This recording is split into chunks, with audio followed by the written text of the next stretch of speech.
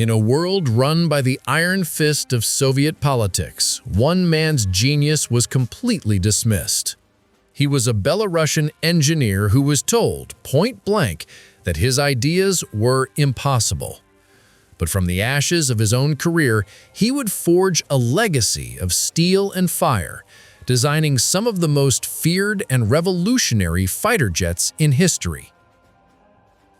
When you think of legendary aircraft designers, a few names probably come to mind. Kelly Johnson of the Skunk Works, Andrei Tupolev of the Soviet Union. Their names are synonymous with genius. But there was another, a quiet, tenacious engineer whose journey was filled with political traps and professional ruin. A man who had to fight not just the laws of aerodynamics, but the very system he served. His name was Pavel Sukhoi. His story isn't just about engineering, it's about incredible resilience. It's the story of a man who was knocked down, written off, and somehow rose again to create a dynasty of aircraft that would redefine air power for generations. Pavel Sukhoi was born on July 22, 1895, in a small town that's now part of modern-day Belarus. His future was sealed the day he saw a demonstration flight by the famous aviator Sergei Utachkin. As the primitive plane soared over his head, a dream was born. He didn't just want to fly, he wanted to build the machines that conquered the air. He chased that dream all the way to the Imperial Moscow Technical School, the heart of Russian engineering, and it's there that his path crossed with another future titan of Soviet aviation, Andrei Tupolev. Tupolev, who was a legend in his own right, saw the young Sukhoi's talent and took him under his wing. After graduating, Sukhoi started working for Tupolev at the Central Aero-Hydrodynamic Institute. This was where the future of Soviet air power was being born. Under Tupolev's guidance, Sukhoi helped design groundbreaking aircraft like the massive TB-1 and TB-3 heavy bombers. He was a rising star, and by 1939, he was given the chance to lead his own independent design bureau. The Sukhoi Design Bureau was born. His first design showed real promise. The Su-2 light bomber saw action in the early days of World War II, followed by the Su-6, a heavily armored ground attack plane. By many accounts, the Su-6 was actually a better design than its famous competitor, the Ilyushin IL-2. But in a painful preview of what was to come, the Su-6 was rejected. The political winds blew in favor of the IL-2. And even though Sukhoi won the prestigious Stalin Prize for his design, his superior machine was simply cast aside. It was a bitter lesson in how Soviet innovation often took a back seat to political favor. After the war, when came the jet age, Sukhoi and his team were pioneers, creating experimental fighters like the Su-9 and Su-11. They developed critical technologies, like the first Soviet catapult ejection seat and braking parachutes. But his work was met with skepticism and even hostility. Joseph Stalin, the absolute ruler of the Soviet Union, personally tore into Sukhoi's Su-9 jet, calling it a cheap copy of the German Me-262. It was a completely baseless accusation, especially since Stalin himself had ordered another designer to create an exact copy of the American B-29 bomber. But the dictator's word was law. Then, in November 1949, the hammer fell. Tired of Sukhoi's perceived failures, Stalin signed a resolution to simply abolish the Sukhoi Design Bureau. Just like that, everything Pavel Sukhoi had built was gone. His team was scattered, and he was demoted, forced to go back to work for his old mentor, Tupolev, not as a peer, but as a deputy. It was the ultimate humiliation. His career was in ruins. By all accounts, Pavel Sukhoi was finished. But history has a funny way of turning on the whims of powerful men. In 1953, Joseph Stalin died. The iron grip that had suffocated the Soviet Union for decades was finally gone.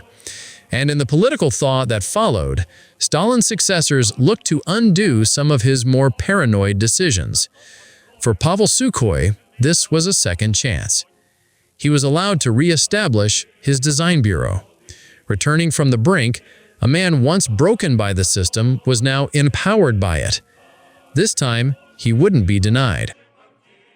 From the ashes of his first bureau, Pavel Sukhoi was about to build his revenge, not with words, but with a series of supersonic jets that would make the entire world take notice. This story of incredible perseverance is a testament to the human spirit. If you're fascinated by engineering sagas like this, make sure to subscribe and hit that notification bell. Reborn in the post-Stalin era, the Sukhoi Design Bureau faced a new world and a new kind of conflict, the Cold War. The standoff between the USSR and the West was entering its most dangerous phase. The sound barrier was yesterday's news, and the new currency of air power was pure speed. The urgent call was for a high-speed, high-altitude jet that could deliver tactical nuclear weapons. This was the challenge Sukhoi had been waiting for his entire life. His answer was the Su-57. First flying in the mid-1950s, the Su-57 was a brute. It was the physical embodiment of Soviet military philosophy, rugged, powerful, and built for one destructive purpose. With its sharply swept wings and a massive Lulka AL-7 engine, the Su-57 looked like a javelin hurled at the sky. It was one of the first Soviet aircraft built from the ground up to use an afterburner, which dumps raw fuel into the engine's exhaust for a massive surge of power. This allowed the Su-57 to smash through the sound barrier, hitting speeds over Mach 1.7. But the Su-57 wasn't just about raw speed. It was designed for a terrifying mission, flying low and fast to sneak under enemy radar and deliver a nuclear payload. This required incredible structural strength, and the plane was famously overbuilt and durable. Its simplicity and toughness became its defining traits. Some versions even had interchangeable wheels and skis, so they could operate from the rough, unpaved airstrips expected in a full-scale war.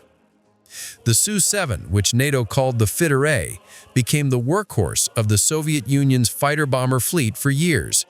But it wasn't perfect. Its focus on high speed came at a cost.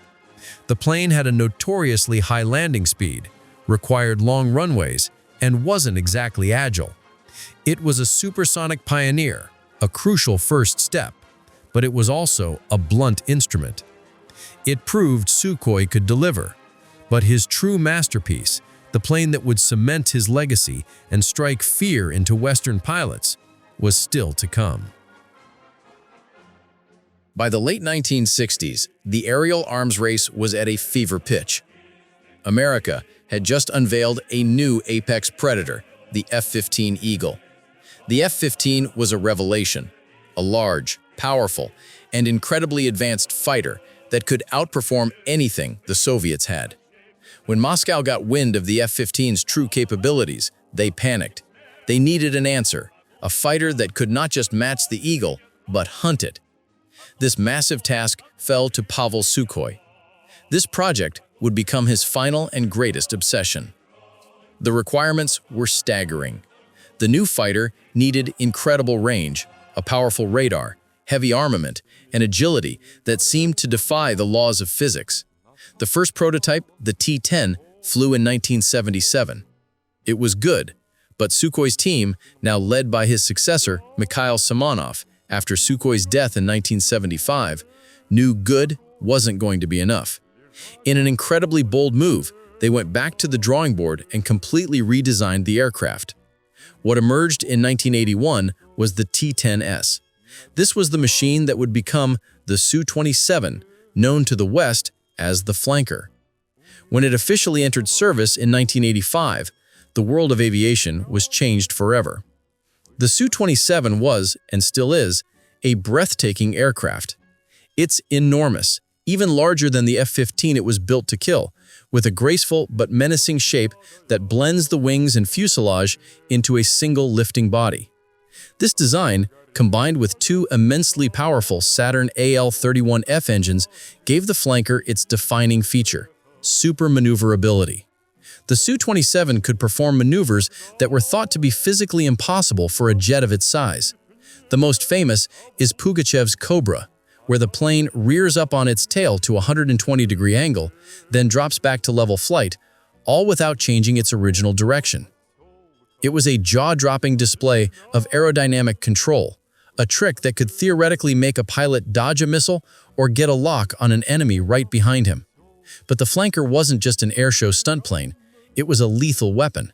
It had a powerful radar and could carry up to 10 air-to-air missiles. Its massive internal fuel tanks gave it a range of over 3,500 kilometers, far more than its Western rivals. Pavel Sukhoi didn't live to see his masterpiece fly, but the Su-27 was the ultimate vindication of his life's work. It was a machine that proved a Soviet fighter could be more than just a match for the best the West had to offer. It was so successful, so perfectly designed, that it became the foundation for an entire family of legendary aircraft like the Su-30, Su-33, and Su-34. So, how do you improve on a design that many considered perfect? That was the challenge for the Sukhoi Bureau in the post-Soviet era.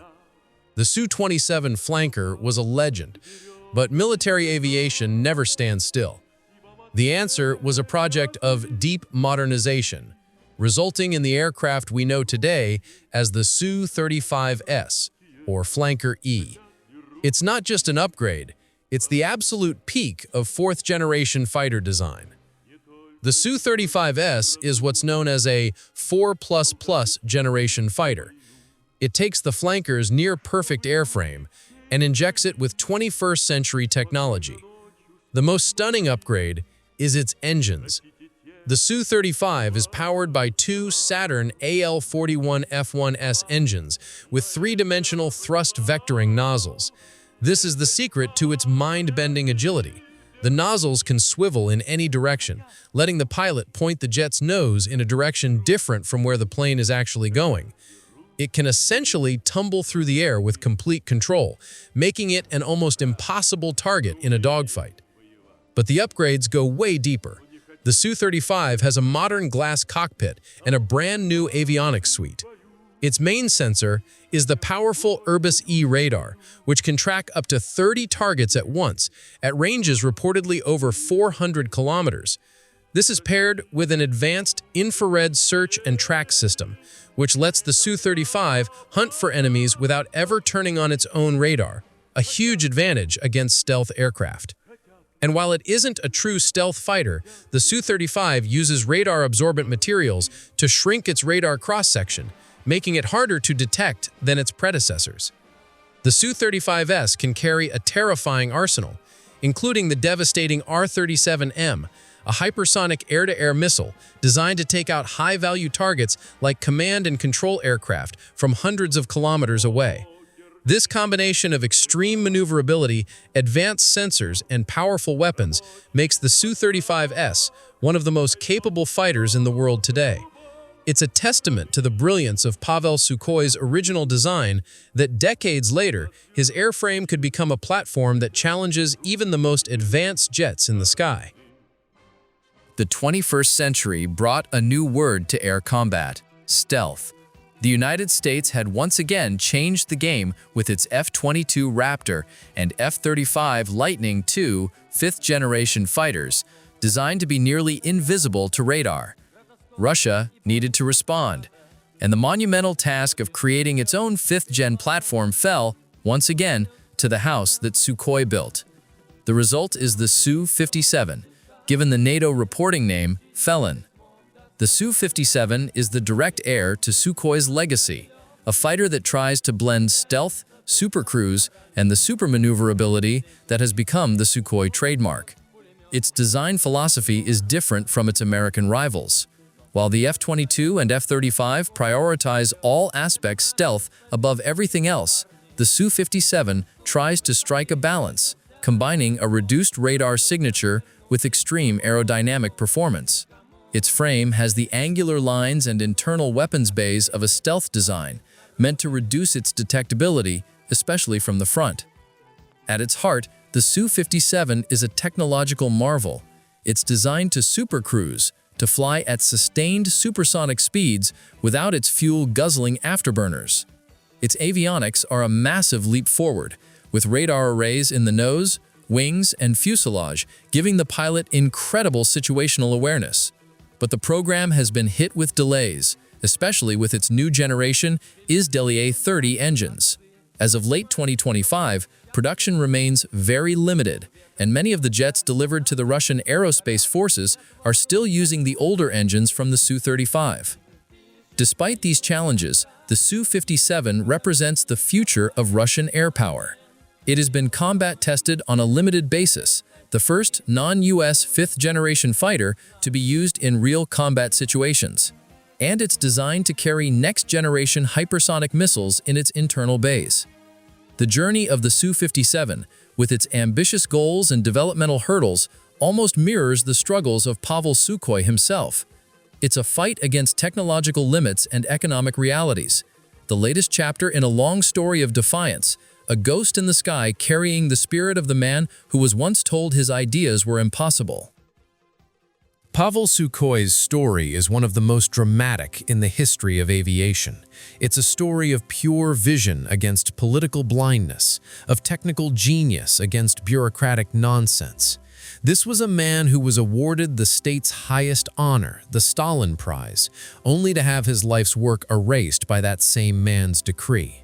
He was forced into the shadow of his famous mentor and nearly forgotten by history. And yet, he endured.